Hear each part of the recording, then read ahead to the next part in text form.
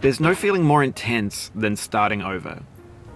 If you deleted your homework the day before it was due, as I have, or if you left your wallet at home and you have to go back after spending an hour in the commute. If you won some money at the casino and then put all your winnings on red but it came up black. If you got your best shirt dry cleaned before a wedding and then immediately dropped food on it. If you won an argument with a friend and then later discovered that they just returned to their original view.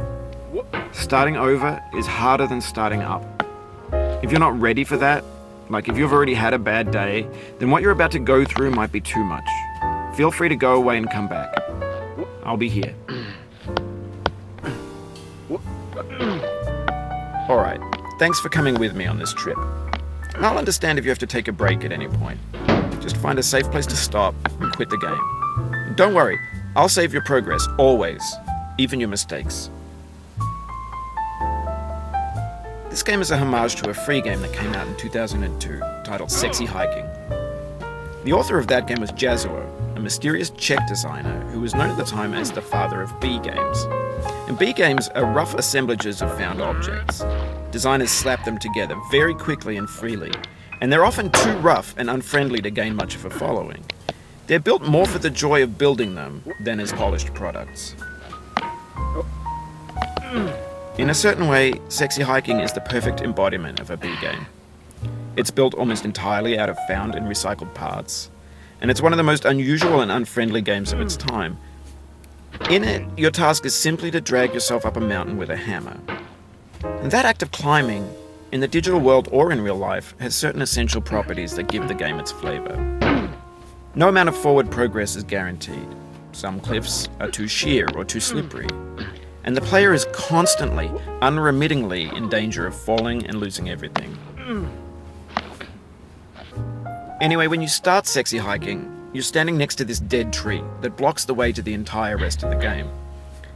It might take you an hour to get over that tree, and a lot of people never got past it. You prod and you poke at it, exploring the limits of your reach and your strength, trying to find a way up and over. And there's a sense of truth in that lack of compromise. Most obstacles in video game worlds are fake. You can be completely confident in your ability to get through them once you have the correct method or the correct equipment or just by spending enough time. In that sense, every pixelated obstacle in Sexy Hiking is real.